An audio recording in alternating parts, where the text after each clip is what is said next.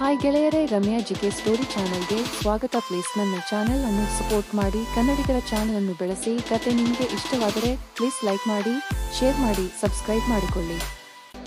ನನ್ನ ತಾಯಿಯನ್ನು ಸಂತೋಷಗೊಳಿಸುವುದು ನನ್ನ ಮೊದಲ ಕರ್ತವ್ಯ ಎಂದುಕೊಂಡು ನಾನು ಆ ಕೆಲಸ ಮಾಡಲು ಒಪ್ಪಿದ್ದೇನೆ. ಅಮ್ಮನ ಮುಖದಲ್ಲಿ ಸಂತಸ ಕಂಡೆ. ಆಗ ನಾವಿಬ್ಬರು ಸೇರಿ ಅಲ್ಲೇ ಆ ಕೆಲಸವನ್ನು ಮಾಡಿದೆವು. ಸ್ನೇಹಿತರೆ, ಕತೆ ತುಂಬಾ ಇಂಟರೆಸ್ಟಿಂಗ್ ಆಗಿದೆ, ಕೊನೆಯವರೆಗೂ ಕೇಳಿ. ನಮಸ್ಕಾರ ಗೆಳೆಯರೇ, ರಮ್ಯಾ ಜಿಕೆ ಸ್ಟೋರಿಗೆ ಸ್ವಾಗತ. ಗೆಳೆಯರೇ, ನನ್ನ ಹೆಸರು ಮನು ಅಂತ. ನಮ್ಮದು ಉತ್ತರ ಕರ್ನಾಟಕದ ಒಂದು ಸಣ್ಣದೊಂದು ಹಳ್ಳಿ. ನಮ್ಮ ಮನೆಯಲ್ಲಿ 4 ಜನ ಇರುವುದು. ನಾನು, ಅಪ್ಪ, ಅಮ್ಮ ಮತ್ತು ತಂಗಿ.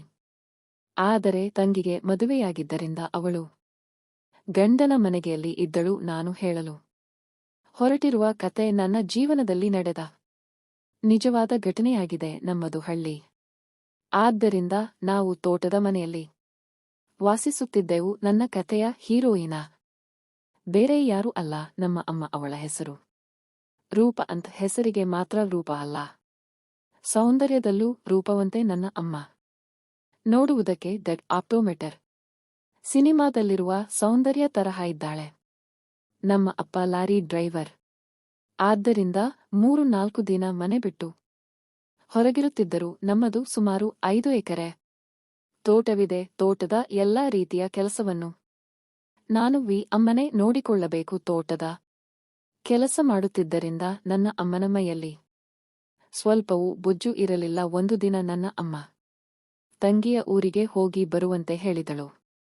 ನಾನು ಮರುದಿನ ಬೆಳಿಗ್ಗೆ ಬೇಗ ಹೇಳಲಿಲ್ಲ. ಅಮ್ಮ, ನಾನು ರಾತ್ರಿ ವಿಷಯ ಸಾಹೇಬ್ರಿಗೆ ಮರೆತಾಗಿದೆ ಎಂದರು. ನಾನು ಹಾಗೇನಿಲ್ಲ ಅಮ್ಮ ಎಂದು ಬೇಗ ಎದ್ದು ಬಾತ್ರೂಮಿಗೆ ಹೋಗಿ ಸ್ನಾನ ಮಾಡಿಕೊಂಡು ಬಂದು ಬಟ್ಟೆ ಹಾಕಿಕೊಂಡು ಸರಿಯಾಗಿ ತಲೆ ಬಾಚಿಕೊಂಡು ತಂಗಿಯ ಊರಿಗೆ ಹೋಗಲು ರೆಡಿಯಾಗಿ ನಮ್ಮ ಕೊಟ್ಟ ಕೈಚೀಲವನ್ನು ಹಿಡಿದುಕೊಂಡು ಬಸ್ ಸ್ಟ್ಯಾಂಡ್ ಹೋದೆ. ಅಲ್ಲಿಂದ ಬಸ್ ಹತ್ತಿಕೊಂಡು ಸಂಜೆ 5 ಸುಮಾರಿಗೆ ತಂಗಿಯ ಊರಿಗೆ ತಲುಪಿದೆ. ಅವರ ಮನೆಯ ಮುಂದೆ ಹೋಗಿ ಬಾಗಿಲನ್ನು ತಟ್ಟಿದೆ. ಸ್ವಲ್ಪ ಸಮಯದ ನಂತರ ನನ್ನ ತಂಗಿ ಬಂದು ಬಾಗಿಲು ತೆಗೆದಳು. ಅವಳ ಖುಷಿಯಿಂದ, ಏನೋ ಮನು, ಚೆನ್ನಾಗಿದ್ದೀಯಾ ಎಂದು ಕೇಳಿದಳು. ಅಮ್ಮ ಹೇಗಿದ್ದಳು ಎಂದು ಕೇಳಿದಳು. ನಾನು, ಅಮ್ಮ ಚೆನ್ನಾಗಿದ್ದಾಳೆ ಎಂದು ಹೇಳಿದೆ. ಆಗ ನಾನು, ನೀನು ಚೆನ್ನಾಗಿದ್ದೀಯಾ ಎಂದು ಕೇಳಿದೆ. ಹೂ, ಚೆನ್ನಾಗಿದ್ದೇನೆ ಎಂದು ಹೇಳಿ ಅಲ್ಲೇ ಇದ್ದ ಸೋಫಾದ ಮೇಲೆ ಕುಳಿತುಕೋ ಎಂದು ಕುಡಿಯಲು ನೀನು ಕೊಟ್ಟಳು. ನಾನು, ಬಾವ ಎಲ್ಲಿ ಹೋಗಿದ್ದಾನೆ ಎಂದು ಕೇಳಿದೆ. ಆಗ ಅವರು ಸ್ವಲ್ಪ ಕೆಲಸ ಇದೆ ಎಂದು ಹೊರಗಡೆ ಹೋಗಿದ್ದಾರೆ, ಇನ್ನೇನು ಬರುತ್ತಾರೆ ಎಂದಳು. ಅದೇ ಸಮಯಕ್ಕೆ ಭಾವನಾಳ ತಂಗಿಯಾದ ಮಧು ಬಂದಳು. ಅವಳು ನೋಡಲು ತುಂಬಾ ಸುಂದರವಾಗಿದ್ದಳು. ಅವಳಿಗೆ ನನಗೆ ಅಷ್ಟು ಪರಿಚಯವಿರಲಿಲ್ಲ. ಆಗ ನನ್ನ ತಂಗಿ, ನೀವಿಬ್ಬರು ಮಾತಾಡಿ, ನಾನು ಹೋಗಿ ಕಾಫಿ ಮಾಡಿಕೊಂಡು ಬರುತ್ತೇನೆ ಎಂದು ಹೋದಳು. ಮಧು ಕೂಡ ಸ್ವಲ್ಪ ಮಾತಾಡಿ, ನಾನು ಡ್ರೆಸ್ ಚೇಂಜ್ ಮಾಡಿ ಬರುತ್ತೇನೆ ಎಂದು ಹೇಳಿ ಹೋಗುವಾಗ ತಿರುಗಿ ನನ್ನನ್ನು ನೋಡ್ತಾ ಸ್ಮೈಲ್ ಮಾಡುತ್ತಾ ಹೋದಳು. ನನಗೆ ನೋಡಿ ಹೇಗಾದರೂ ಮಾಡಿ ಇವಳ ಜೊತೆ ಆ ಕೆಲಸ ಮಾಡಬೇಕು ಎಂದು ಅನಿಸಿತು. ಹೀಗೆ ಅವರ ಮನೆಯಲ್ಲಿ 2-3 ದಿನ ಕಳೆದೆ. ಆಗ 2 ದಿನದಲ್ಲಿ ನನಗೂ ಮತ್ತು ಮದುವೆಗೆ ಸಲುಗೆ ಜಾಸ್ತಿ ಆಯ್ತು. ಆಗ ನಾನು ಹೇಗಾದರೂ ಮಾಡಿ ಆ ಕೆಲಸ ಅವಳ ಜೊತೆ ಮಾಡಲೇಬೇಕು ಎನಿಸಿತು. ಅದರಂತೆ ಅವಳು ನನ್ನನ್ನು ಕಾಡಿಸುವುದು, ಚುಡಾಯಿಸುವುದು, ಕೈಮುಟ್ಟಿ ಮಾತಾಡಿಸುವುದು, ನನ್ನನ್ನು ತಿನ್ನುವಂತೆ ನೋಡುವುದು, ಕದ್ದು ಮುಚ್ಚಿ ನೋಡುವುದು ಮಾಡುತ್ತಿದ್ದಳು. ಹೀಗೆ ಒಂದು ದಿನ ಅವಳ ಬಟ್ಟೆ ಒಗೆಯುವಾಗ ಸೌಂದರ್ಯವನ್ನು ನೋಡಿ ಹುಚ್ಚನಂತಾಗಿದ್ದೆ. ನಾನು ನೋಡುವುದನ್ನು ಗಮನಿಸಿ ಅವಳು ನನ್ನ ಮೇಲೆ ಕೋಪ ಮಾಡಿಕೊಂಡು ಅವಳು ಸುಮ್ಮನೆ ಆಗಿಬಿಟ್ಟಳು. ಇದಾದ ಮೇಲೆ ನನ್ನ ಜೊತೆ ಇರಬೇಕು. ಒಂದು ದಿನ ಮಾತನಾಡಲೇ ಇಲ್ಲ. ಆಗ ರಾತ್ರಿಯಾಗಿತ್ತು. ನಾನು ಊಟ ಮುಗಿಸಿಕೊಂಡು ಬಂದು ಟಿವಿ ನೋಡ್ತಾ ಸೋಫಾ ಮೇಲೆ ಕೂತಿದ್ದೆ. ಆಗ ಸ್ವಲ್ಪ ಸಮಯದ ನಂತರ ಮಧು ಬಂದು ನನ್ನ ಪಕ್ಕದ ಸೋಫಾ ಮೇಲೆ ಕೂತಳು. ಅವಳು ಏನು ಮಾತನಾಡಲಿಲ್ಲ, ಸುಮ್ಮನೆ ನನ್ನನ್ನು ಹೊರಗಣ್ಣಲ್ಲಿ ನೋಡುತ್ತಾಳೆ ಕುಳಿತಿದ್ದಳು. ಅವಳ ಸೌಂದರ್ಯವನ್ನು ನೋಡಿ ತಡೆಯಲಾಗದೆ ಅಲ್ಲಿಂದ ಎದ್ದು ಬಾತ್ರೂಮಿಗೆ ಹೋಗಿ ದೇವರ ಕೊಟ್ಟ ಕೈಗಳಿಂದ ಕೆಲಸ ಮಾಡಿ ಮತ್ತೆ ಅಲ್ಲೇ ಬಂದು ಕುಳಿತುಕೊಂಡೆ. ಆಗ ಅವಳು ನನ್ನನ್ನು ನೋಡಿ ಮುಗುಳು ನಕ್ಕಳು. ಅವಳು ಏನು ಮಾತನಾಡಲಿಲ್ಲ. ನಾನು ಅಲ್ಲಿಂದ ಎದ್ದು ನನ್ನ ರೂಮಿಗೆ ಹೋಗಿ ಬಿದ್ದುಕೊಂಡೆ ಮರುದಿನ ಭಾವ ತಂಗಿ ಕರೆದುಕೊಂಡು ಯಾರೋ ತಮ್ಮ ಸ್ನೇಹಿತನ ಮದುವೆ ಎಂದು ಹೋದರು. ಇದೇ ಸಮಯಕ್ಕೆ ಕಾಯುತ್ತಿದ್ದ ನನಗೆ ಲಾಟರಿ ಹೊಡಿತಂತೆ ಆಯಿತು. ಮನೆಯಲ್ಲಿ ನಾನು ಮತ್ತು ಮಧು ಇಬ್ಬರು ಇದ್ದೆವು. ಅವಳು ತನ್ನ ರೂಮಿನಲ್ಲಿ ತನ್ನ ಹಸಿವನ್ನು ನೀಗಿಸಿಕೊಳ್ಳುತ್ತಿದ್ದರು. ಕೆಲವೊಮ್ಮೆ ವಾಂತಿಯಾದರೂ ಬಿಡದೆ ಹಾಗೆ ಆ ಕೆಲಸವನ್ನು ಮಾಡುತ್ತಿದ್ದರು. ಇನ್ನು ಅದನ್ನು ನಾನು ಅವತ್ತು ಅಚಾನಕಿಯಾಗಿ ನೋಡಿದ್ದೆ. ಆಗ ಅವಳು ಕೂಡ ನನ್ನನ್ನು ನೋಡಿ ಗಾಬರಿಯಾಗಿ ಸುಮ್ಮನಾದಳು.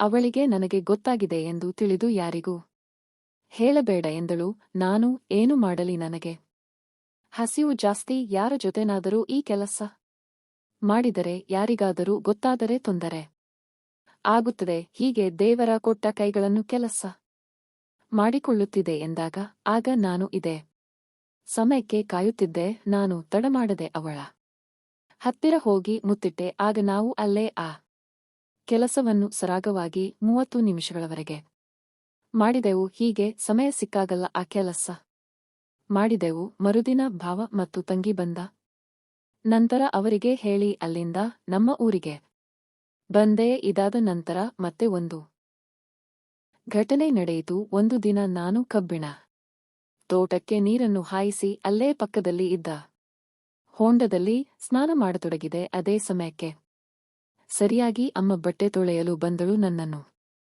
ಸೂಕ್ಷ್ಮವಾಗಿ ಗಮನಿಸಿದ ಅಮ್ಮ ಒಂದು ಕ್ಷಣ ಗರಬಡಿದವಳಂತೆ ನಿಂತಳು. ಯಾಕೆಂದರೆ ಅಲ್ಲಿ ಒಬ್ಬ ಸೆಟ್ಟಿದುಕೊಂಡು ನಿಂತಿದ್ದ. ನನ್ನ ಮನಸ್ಸಿನಲ್ಲಿ ಏನು ತಳಮಳವಾಗಿ ಸುಮ್ಮನೆ ನಾನು ಸೋಪನ್ನು ತೆಗೆದುಕೊಂಡು ಬೆನ್ನಿಗೆ ಉಜ್ವಲು ಪರದಾಡುತ್ತಿದೆ. ಅದನ್ನು ನೋಡಿದ ಅಮ್ಮ, ಸೋಪ್ ಕೊಡು, ನಾನು ನಿನ್ನ ಬೆನ್ನಿಗೆ ಸೋಪ್ ಹಚ್ಚುತ್ತೇನೆ ಎಂದಳು.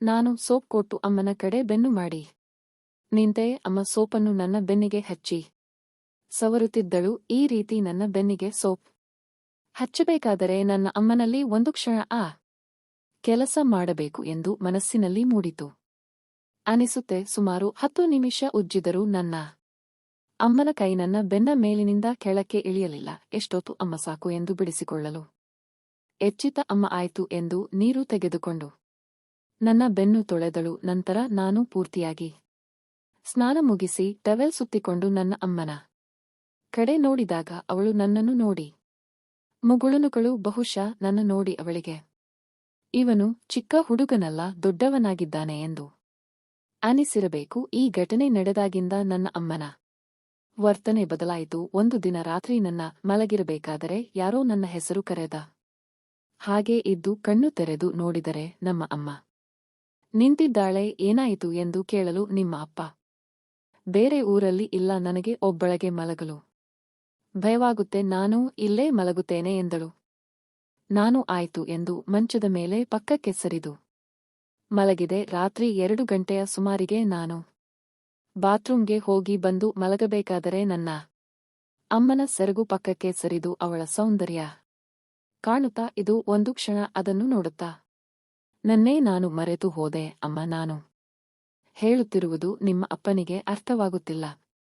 ನನ್ನ ಕಷ್ಟ ನನಗೆ, ನಾನು ಏನು ನಿನ್ನ ಕಷ್ಟ, ನಾನು ಅದನ್ನು ಬಗೆಹರಿಸಲು ಪ್ರಯತ್ನಿಸುತ್ತೇನೆ ಎಂದು ಹೇಳಿದೆ. ಅಮ್ಮ, ಈಗ ನಾನು ನಂಬಿರೋದು ನೀನೊಬ್ಬನನ್ನೇ. ಈಗ ನೀನೇ ಅದನ್ನು ಪರಿಹರಿಸಬೇಕು. ಈ ವಿಷಯವನ್ನು ನೀನು ಯಾರ ಮುಂದೆಯೂ ಹೇಳಬಾರದು. ನಾನು ನಿಜವಾಗ್ಲೂ ಇಲ್ಲ ಅಮ್ಮ, ಯಾರ ಮುಂದೆಯೂ ಹೇಳುವುದಿಲ್ಲ ಎಂದು ಹೇಳಿದೆ. ಆಗ ಅಮ್ಮ, ಮಗನೇ, ನನಗೆ ಸುತ್ತಿ ಬಳಸಿ ಮಾತನಾಡಲು ಬರುವುದಿಲ್ಲ. ಅದು ನಿಮ್ಮ ಅಪ್ಪ ನನ್ನ ಜೊತೆ ಆ ಕೆಲಸವನ್ನು ಮಾಡುವುದು ಬಿಟ್ಟು ಸುಮಾರು 7 ವರ್ಷ ಆಯ್ತು. ನಾನು ಅಚ್ಚರಿಯಿಂದ ಅಮ್ಮನ ಮುಖವನ್ನೇ ನೋಡುತ್ತಿದ್ದೆ. ಅಮ್ಮ ಮತ್ತೆ ತನ್ನ ಮಾತನ್ನು ಮುಂದುವರೆಸಿದಳು. ನಾನು ಸುಮ್ಮನೆ ಕೇಳುತ್ತಿದ್ದೆ. ಅಮ್ಮ, ನಿಮ್ಮ ಅಪ್ಪನಿಂದ ಆ ಕೆಲಸ ಮಾಡಲು ಆಗುತ್ತಿಲ್ಲ. ಅವರು ಯಾವಾಗಲೂ ಕೆಲಸ ತುಂಬಾ ಬಿಜಿಯಾಗಿರುತ್ತಾರೆ. ಆದ್ದರಿಂದ ನನಗೆ ಯಾವುದೇ 34 ನೆಮ್ಮದಿ ಜೀವನದಲ್ಲಿ ದೊರೆಯುವುದಿಲ್ಲ. ಆದ್ದರಿಂದ